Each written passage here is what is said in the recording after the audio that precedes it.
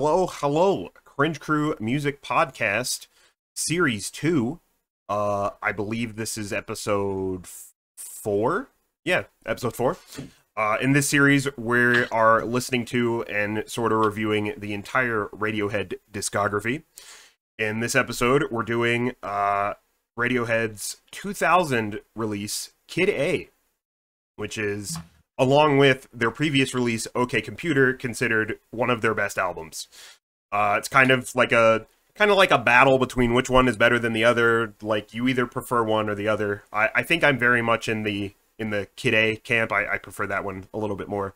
Like I mentioned in the last episode, I had some issues with the last 3 tracks on OK Computer. They just don't really interest me. But aside from that, the rest of the album is really solid. But yeah, I'm excited to get into this. I believe it was last year, Radiohead released Kid Amnesia, which is I guess you could consider this like a triple album in a way, because it contains Kid A and Amnesiac, as well as some bonus material that was done during those sessions. So Amnesiac was actually released a year after this, and it's kind of well known at this point that a lot of Amnesiac was written around the same time as Kid A, so a lot of people just kind of dismiss it as like a B-sides album, but I like Amnesiac a lot, actually. But that's next episode. We'll get there. So yeah, without any further ado, track number 1, Everything in Its Right Place.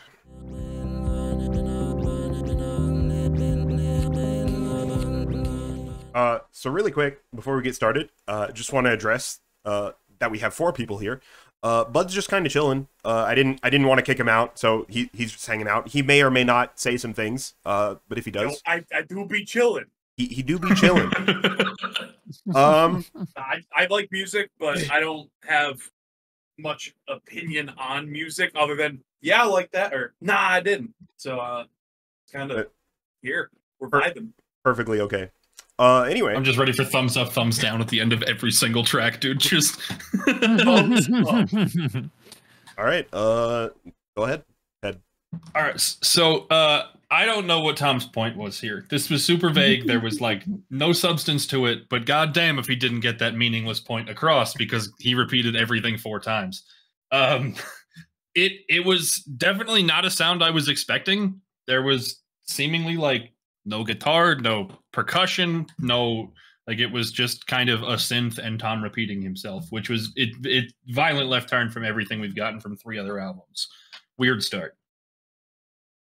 Very weird start. This is a very out of a left field, and they were already somewhat experimental in some aspects, but this is a little bit further than just a little experimental. I didn't really could catch much of any instrumental use outside of synths and Tom's voice. Very interesting. It's a little artsy for me, but I did like the synths. Yeah. So this album kind of signifies a change in just Radiohead's instrumentation overall. This album is very kind of electronic and synth heavy, which is completely different and out of nowhere from their guitar stuff beforehand. So from what I've gathered on release, this one definitely threw people for a loop. I don't think it was received well when it initially came out. Like they're like you guys are saying, like, they weren't expecting this, but I think later on people came to appreciate it. It's like one of those kind of deals. I may be wrong in pulling this completely out of my ass, but I'm pretty sure I read that somewhere, maybe.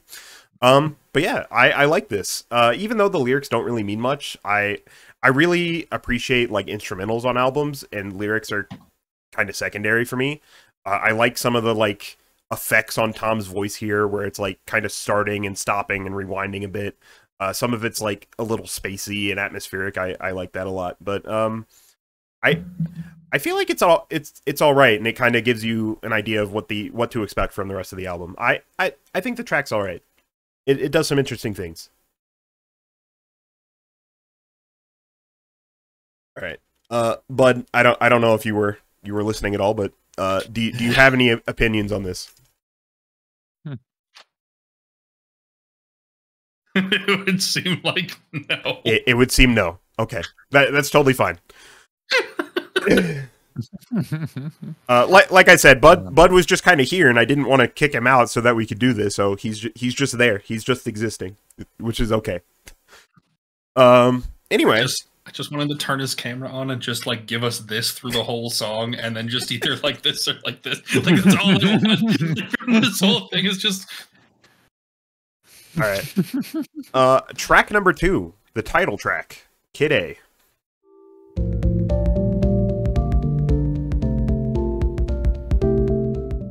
Okay. Oh, do you want to? Yeah. Oh, Bud is here now and has messed up my OBS. Give me 1 minute.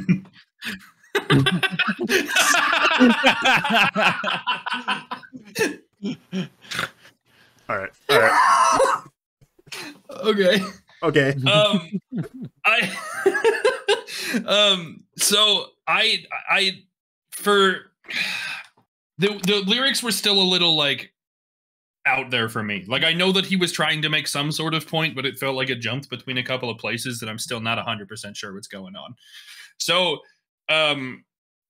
as far as the song itself goes, I actually really liked this one. There were a lot of like not musical sounds, but more ambient sounds that felt like they shouldn't have gone together and somehow still kind of worked. I think the only thing I felt like I was missing was more. So like there was a sound that was supposed to act as the percussion through most of it, which was just basically like, you know, a really muted tapping sound, right? That I wish there was some diversity to it instead of just continuing to be the same repeating tapping sound. Like if there had been a little more diversity, that this didn't sound so uniform, I guess. Like I thought this was brilliant, putting everything together, all of the pieces. I was really impressed, actually. I enjoyed this one a lot. This one, they definitely seem to be. I mean, they've always done a lot with like the instruments that they had and kind of experimenting with the sounds that they were able to do. This just feels like they cranked that to 11 and just kept going with it, which is something that I really enjoy. I always love experimental stuff. I love hearing instruments do stuff or make sounds that you normally don't hear them make. That said, though, the lyrics are a little bit out there for me. You know, they're a little bit random for me, but it's probably just because I'm not as artsy as the people that like to analyze this album. It's very interesting. I couldn't exactly tell what they did, if that was Tom singing, and if it was just heavily compressed or heavily edited, or if that was... Again, like on OK Computer, where they just used like, what was it, Mac Tom or whoever the fuck that one was. But I like this one a lot. I'm enjoying this album so far. Yeah, this track's cool. Lots of really cool electronic effects going on, especially on Tom's voice here. I really like kind of like the outro there. But as far as like the lyrics go, I'm reading that while writing this album, Tom just kind of took snippets of random phrases and just kind of haphazardly assembled them together and wasn't really trying to get a lot of meaning out of them as a whole. So that explains why so far the songs haven't really meant anything and the lyrics seem nonsensical. That was intentional. Okay, because the first verse is like 2 lines and it's like some sense of guilt, and then it's like heads on sticks and ventriloquists, and it makes it feel like, you know, like something to say about, you know, media or politicians or something, and then it's just depression, there are shadows, and then the Pied Piper, and I don't fucking know what any of those things have to do with each other. I was so confused. But yeah, Again, going into what I was saying earlier about the track not being received well, yeah, I was right about that. People thought that this was really pretentious, and they hated that they were moving away from the guitar sound, and it wasn't until much later that people started to appreciate it, and it became like some kind of pretentious, like, haha, I'm an intellectual, I get it kind of thing. But yeah, I think... years later, at least so far, I think that the album is an interesting point in their career, just trying something just completely different to just confuse your audience. Yeah. But yeah, track number 3, the national anthem.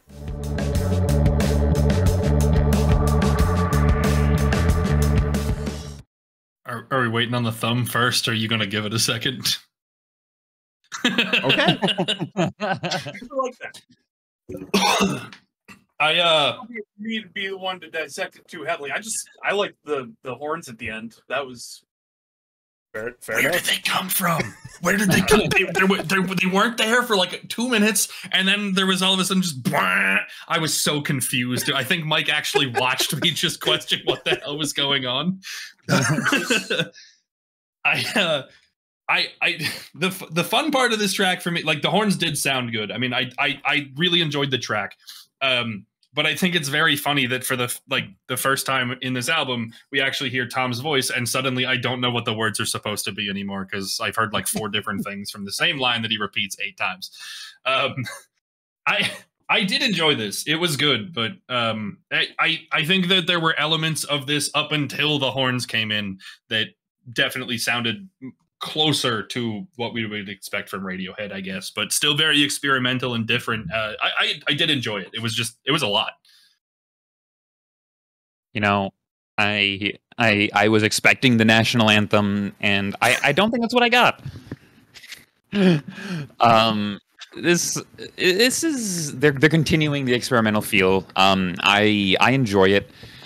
I always love hearing more like kind of the more orchestral instruments, the tubas, horns, the wind instruments, brass instruments. I like hearing those in music where they typically aren't. So this was a very interesting. This whole album is just gonna end up just being interesting and experimental. I also feel like they've. I don't necessarily want to say they've like taken their musicality more seriously, but there's sort of a level of they're kind of, I mean, how should I put this? They're really big music nerds because they have, just reading through some of the about pages, there are so many references to other songs or like kind of a reference to how another like song is played that I'm like, you have to do like an in-depth analysis of Radiohead to fully grasp everything that they have. They have quite a lot to it, but I enjoy it. Yeah, this is cool. The bass line, despite kind of being repetitive here, is really groovy and it works. When like the whole orchestra comes in, like I just love how chaotic it is. That's just really cool. But yeah, like I don't know what else to say. It's a good song. I love the chaos. All right. Track number 4, How to Disappear Completely. Where I play.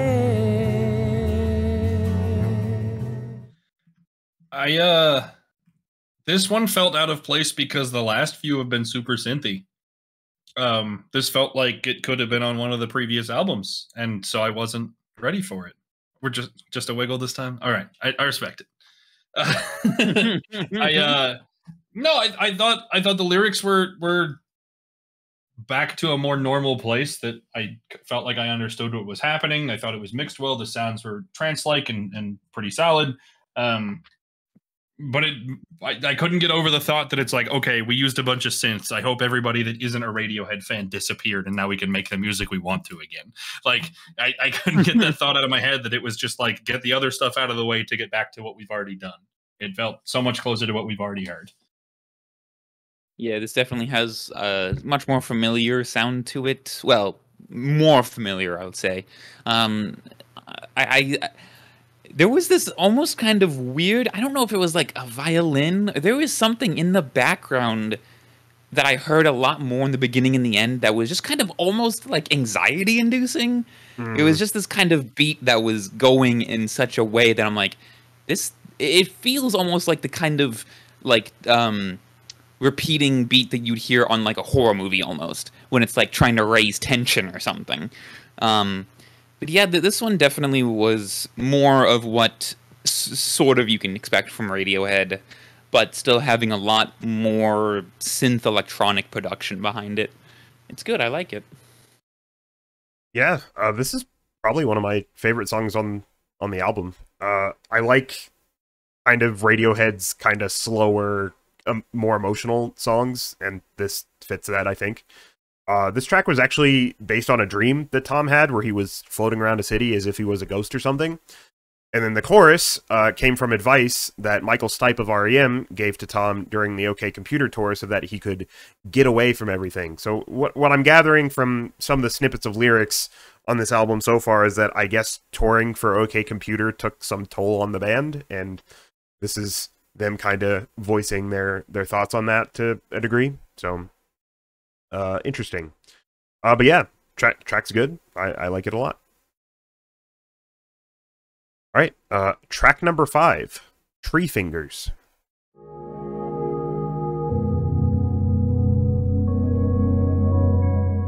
Well, I just have so much to say. There was so much to this. No, I mean, as an instrumental interlude, like, I think it did its job. It was a little longer than most interludes that I've heard, but like the ambient noise kind of fit where we've come from. Pieces of the album, like, not much to say. It felt on place. Thumbs up.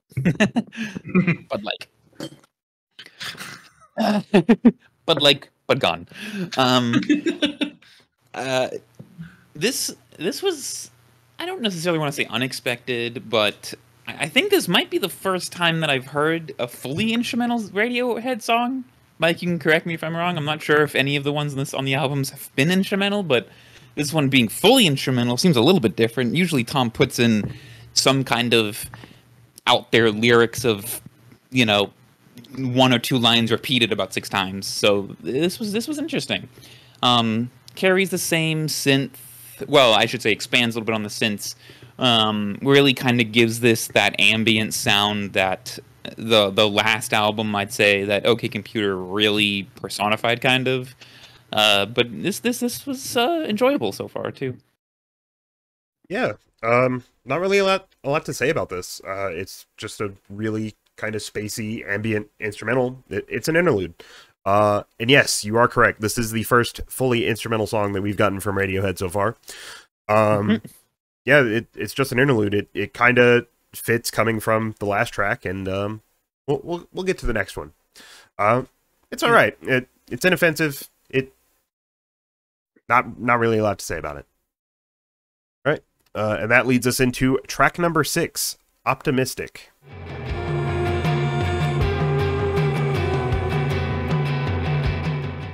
I really loved this one. Thumbs up. Thank you for the vote of approval. But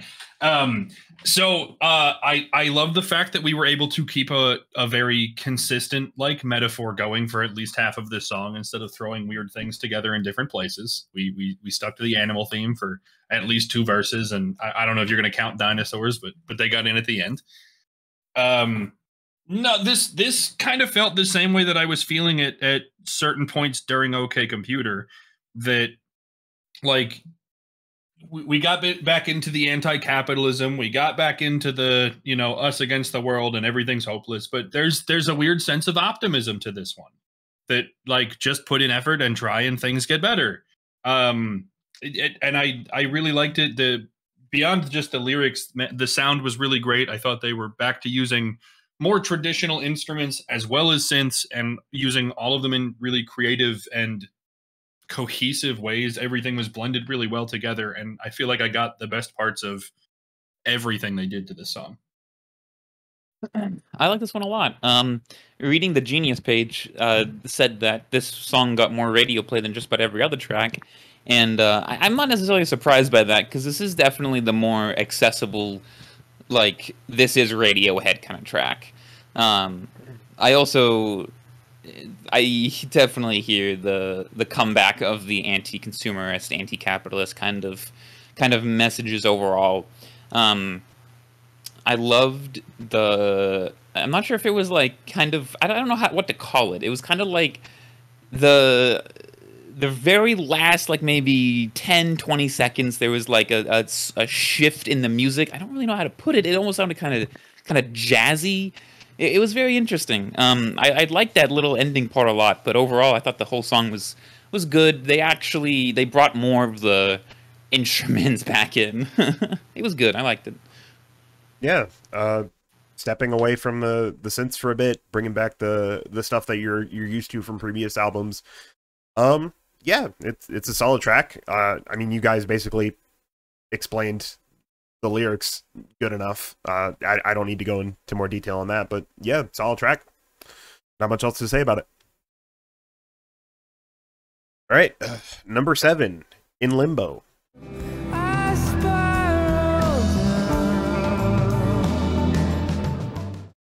I got a super trance-like vibe from this one, but I don't know if it was like the key that it was in musically, or the cadence, or what happened to it that made it feel kind of dystopian, like almost a like an uncomfortable trance.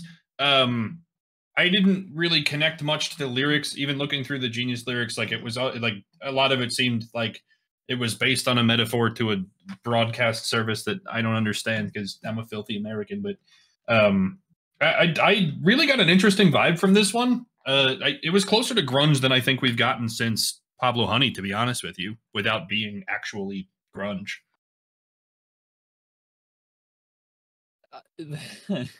This one, I noticed that Tom, I mean, I shouldn't say went back to, because he always does this, but enunciation just sort of slipped to the wayside. This one definitely has the more dreamy, floaty, just the ambient kind of feeling that the last album, very, like I said before, very much personified. I know that they said that they were trying to almost get away from their sound, but they definitely they have a thing for being floaty and dreamy. They definitely have a thing for that. I liked it though. I do love the floaty, dreamy kind of stuff. I feel like out of everything we've heard so far, this is the one that you'd listen to just high as shit. Like, this one out of everything just feels that kind of area for me. I enjoyed it. Yeah, I love when they do stuff like this. It seems that the lyrics here are kind of addressing the writer's block that Tom was dealing with while trying to write this album, which is another reason why he would just take snippets of different phrases and just kind of haphazardly put them together. He was like struggling to write a lot of the tracks on this. There's some kind of metaphor about the levels of hell and like limbo or something that I'm seeing here, because I guess he was into that for some reason. The intro bit where there's like barely audible vocals is referencing some kind of BBC radio program where they give weather reports on the seas around the British Isles. And the way that that's presented is kind of monotone and people think it's calming, and I don't know anything of that because, like you said, filthy American. I don't know nothing. But yeah, it's a cool track. I really dig the instrumental on this a lot. All right. And then getting close to the end here. Track number 8, Idiotech.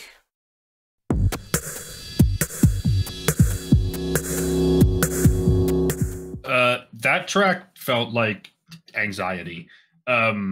I really liked the synth and the instrumentals, and then I started to read the lyrics, and I was like, oh, this is about doomsday and the nuclear winter. I feel bad about enjoying this. And then all of the layers on top of each other, both like the lines and the words overlapping, and then the music overlapping itself, and then just the speed and ambience of the synth, and then the broken parts of lines that are happening in weird places. Like, this just feels like fear of the end of the world. I don't dislike the track, but it definitely provides a sense of discomfort. If I were to ignore everything that he just said, I really liked it. Very cool.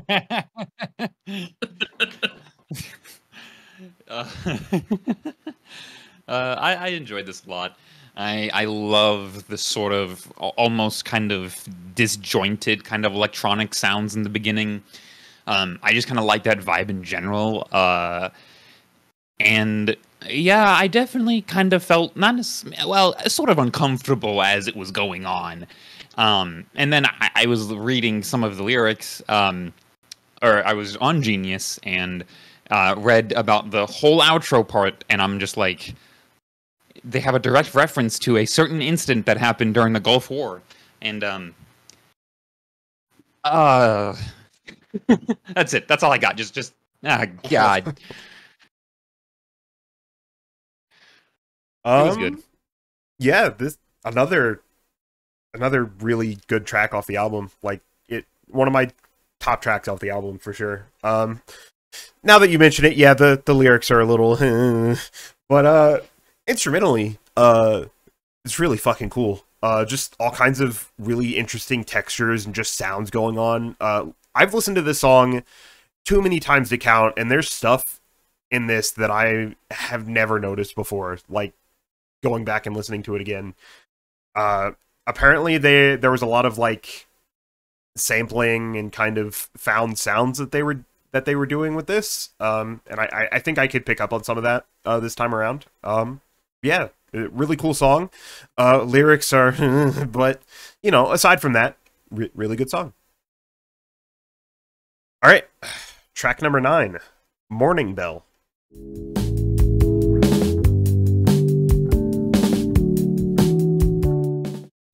Another like transient discomfort song. I got the sense the whole time of feeling uncomfortable. But I think this one was mixed pretty well, that like everything sounded smooth and fluid, and I really liked it.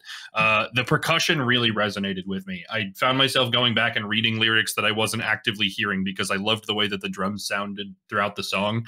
That made it feel like not just a standard 1, 2, 3, 4. Like there was a beat in there that just kind of mixed things up that kept the whole thing flowing. I really enjoyed the way this one sounded.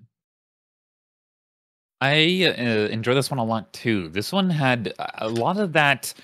I don't necessarily want to say depressing, but it had kind of a sad tone overall for me. The second, whenever Tom just kind of finishes off saying "please" in the hook, I'm like, I go back to the, oh my god, Tom needs a fucking hug. That's all I feel when I listen to that sometimes. And then like when you read the lyrics, this sounds very much like this is a song about a divorce or a breakup or something. And I'm reading the Genius page, and Mike, I'll let you handle that part because Tom is something fucking else. I'll just say that now. I liked it, but Tom is something fucking else. Okay, so yeah, instrumentally, this is pretty good. I don't think that there's been a bad song yet. There's only one track left, so I mean that one could be bad, but we'll get there. We'll get there. So yeah, like Conley said, this seems like it's about some kind of breakup or something. Yeah. No, this is about a fucking house that Tom bought that had a ghost in it, and the song is about dealing with the ghost.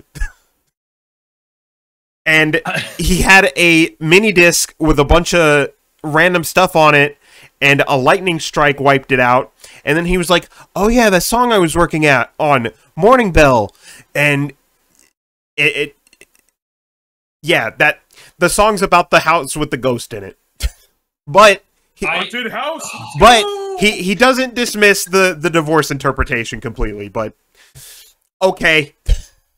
I just look, if it's about his haunted house and he's just an insane person, fine, so be it. You do you. But there's genuinely a part where all of the other music stops, everything quiets down for Tom's voice to say 3 times, because repetition's the key here, cut the kids in half. Okay, how Yeah. on earth is that possibly about ghosts, dude?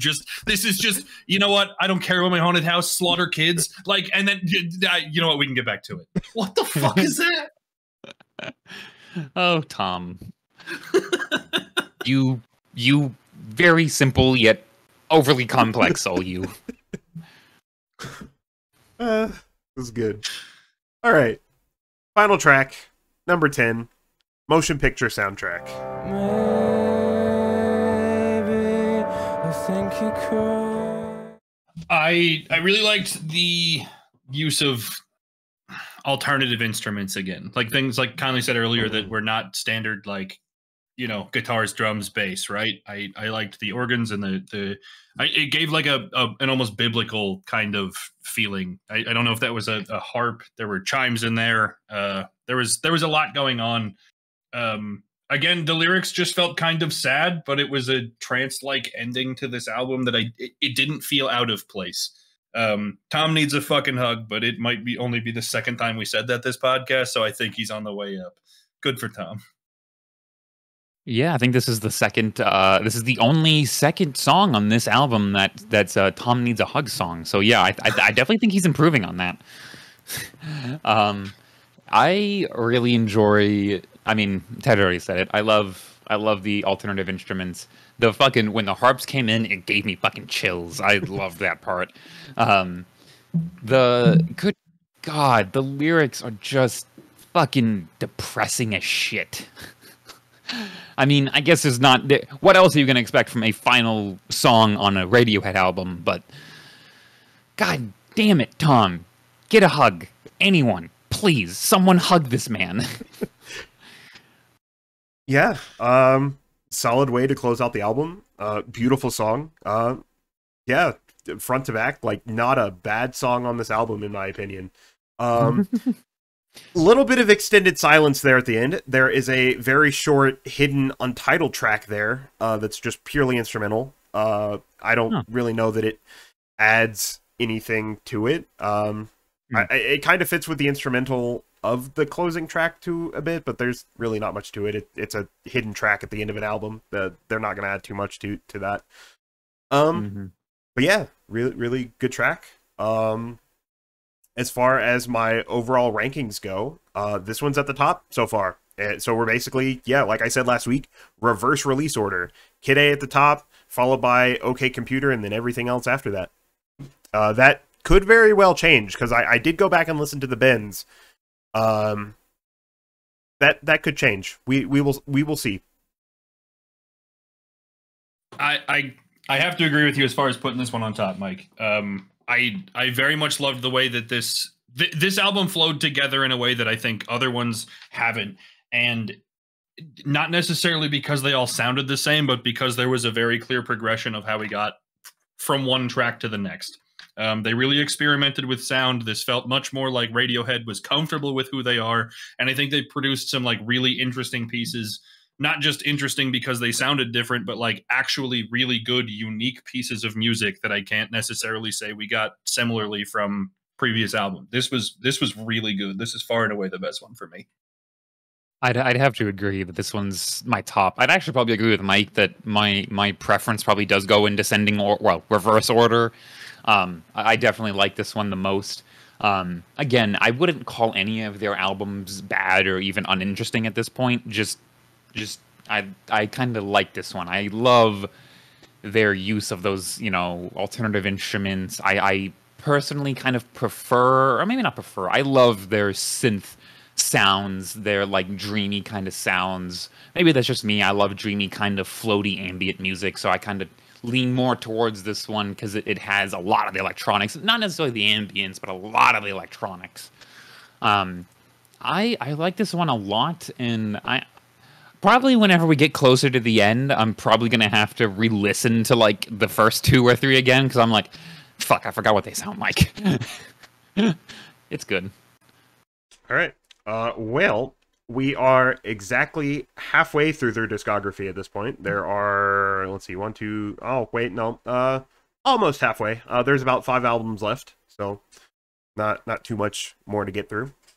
Next time, we're going to be doing Amnesiac, which came out the year after this. Like I explained at the beginning, that album was recorded in most of the same sessions as Kid A, so a lot of people just kind of dismiss it as just a B-sides album, but it is a new studio album from them around this time period, and it's pretty similar, I would say, for sure.